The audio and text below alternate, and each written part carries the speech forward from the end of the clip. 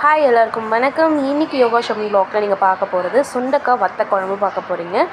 So இந்த வத்த குழம்புக்கு தேவையான இன்க்ரீடியன்ட்ஸ் என்னென்னன்றதை பார்த்துடலாம். இதுக்கு தேவையான பொருட்கள் ஓவரால் காமிச்சிருக்கேன் பாருங்கள்.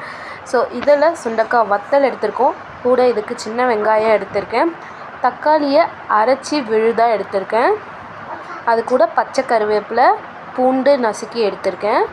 தோல் உரிச்சிக்கோங்க பூண்டை. இதை தாளிக்கும் போது வெந்தயமும் கடுகு மட்டும்தான் ஆட் பண்ண போகிறோம், மற்றபடி எந்த ஐட்டமும் தாளிக்கிறதுக்கு கிடையாது. புளியை நல்லா கரைச்சி ஊற வச்சு எடுத்திருக்கேன். ஓகேங்களா. இதுக்கு மசாலா என்ன போடுறேன்னா குழம்பு மசாலா தூள் தான் போடுறேன், குழம்பு மிளகாய் தூள் தான் போட்டிருக்கேன். சரிங்களா. ஃபைனலாக உப்பு போட்டு இறக்க போகிறோம். ஸோ எப்படி செய்கிறோன்றதை பார்த்துடலாம். ஃபஸ்ட்டு ஒரு எண்ணெய் ஒரு 2 டீஸ்பூன் மாதிரி எண்ணெய் விட்டுட்டு நம்ம எடுத்து வச்சுருக்க சின்ன வெங்காயம் இந்த வத்தல் இது ரெண்டுத்தையும் நல்லா வதக்கி எடுத்துக்க போகிறோம். ஸோ அந்த சுண்டக்காயோடைய ஸ்மெல், அந்த சுண்டக்காயோட ஃப்ராக்ரன்ஸ் எல்லாமே அந்த எண்ணெயில் இறங்குற அளவுக்கு நல்லா ட்ரையாக ஃப்ரை பண்ணி தனியாக எடுத்து வச்சுட்டு தான் அடுத்து குழம்பு செய்ய போகிறோம். இதுதான் ஃபைனலாக போட போகிறோம். அதனால் இதை ட்ரையாக வறுத்து எடுத்து வச்சுக்க போகிறோம்.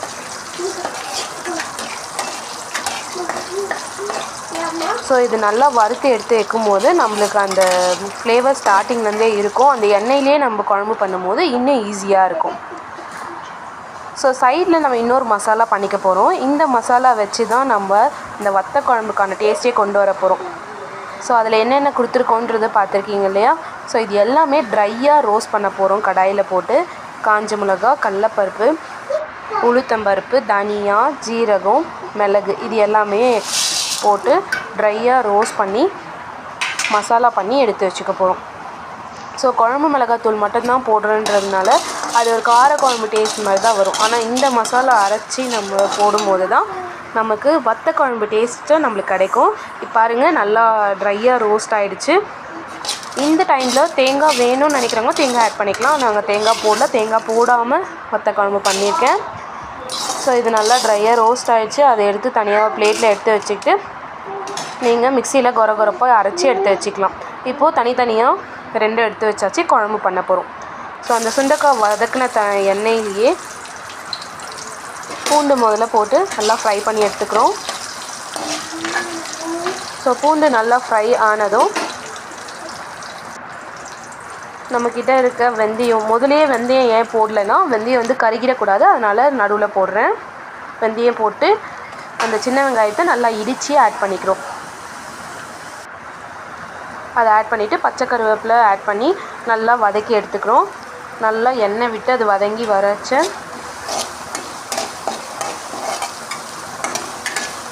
நல்ல ஸ்மெல் கிடைக்கும். ஸோ அந்த பூண்டோட பச்சை ஸ்மெல் போய் அந்த ப்ரௌனிஷாக வர அளவுக்கு நீங்கள் வதங்கினா போதும். வெங்காயம் எப்படி இருந்தாலும் அது டேஸ்ட் கொடுத்துரும். ஸோ நல்லா வதங்கிட்டுச்சு. இப்போது எடுத்து வச்சுருக்க தக்காளி பேஸ்ட்டை எடுத்துக்கிறேன். ஸோ இந்த வத்த குழம்புக்கு டேஸ்ட்டே பார்த்திங்கன்னா புளியை விட தக்காளி தாங்க. நீங்கள் எந்த அளவுக்கு தக்காளி அதிகமாக எடுத்துக்கிறீங்களோ அந்த வத்த குழம்பு டேஸ்ட் சூப்பராக இருக்கும். ஸோ நான் வெங்காயம் பார்த்திங்கன்னா ஒரு 100 கிராம் அளவுக்கு தான் வெங்காயம் எடுத்துருந்தேன். ஆனால் தக்காளி பார்த்திங்கன்னா ஒரு 1/4 கிலோ தக்காளி எடுத்து வச்சுருந்தேன். 250 கிராம் தக்காளியை எடுத்து நான் பேஸ்ட் பண்ணி தண்ணி விடாமல் அந்த ஜூஸ்லேயே பேஸ்ட் பண்ணி எடுத்து வச்சுருக்கேன். ஸோ இந்த டைமில் நம்ம மிளகாத்தூள் ஆட் பண்ணிக்கலாம். மிளகாத்தூள்லேயே நாங்கள் மஞ்சள் போட்டு அரைச்சிருக்கோன்றதுனால எக்ஸ்ட்ரா நான் மஞ்சள் தூள் பெருசாக எதுவும் ஆட் பண்ணலை. ஸோ கொஞ்சமாக கலருக்கு வேண்டி கொஞ்சமாக எக்ஸ்ட்ரா மஞ்சத்தூள் கொஞ்சமாக ஆட் பண்ணிவிட்டு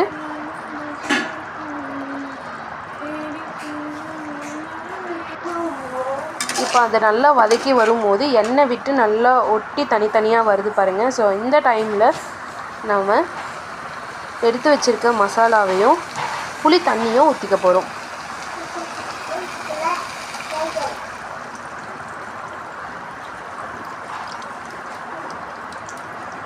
புளி தண்ணியை ஊற்றிட்டு புளி தண்ணியை நல்லா வடிகட்டி ஊற்றிக்கோங்க. நடுவில் கல்லுலாம் இருக்கும், அதெல்லாம் பார்த்து ஊற்றிக்கோங்க.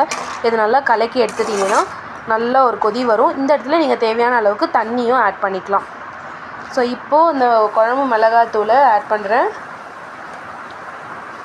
ஸோ நான் 4 பேருக்கு சமைச்சதுனால 1.5 டீஸ்பூன் கரெக்டாக இருக்கும். ஸோ வத்த குழம்புன்ற சென்ஸ் நம்ம கொஞ்சம் திக்காக செஞ்சால் தான் அது நல்லாயிருக்கும். ஸோ ரொம்ப நான் தண்ணி ஊற்றலை. அந்த தக்காளி பேஸ்ட் அரைச்சேன் இல்லையா, அதோட தண்ணியை அலசி நான் ஊற்றிருக்கேன். அவ்வளோதான் ஊற்றிருக்கேன். இப்போது அதை ஃபுல் ஃப்ளேமில் வச்சு கரெக்டாக ஒரு 5 நிமிஷம் கொதி விடுங்க. அந்த 5 நிமிஷம் கொதியில் நல்லா வதங்கி நல்லா ட்ரை ஆகிடும். ஸோ நீங்கள் தட்டு போட்டு மூடுறதுக்கு முன்னாடி நம்ம அரைச்சி வச்சுருக்கோம் பார்த்தீங்களா அந்த மசாலா ஆட் பண்ணிக்கிறோம்.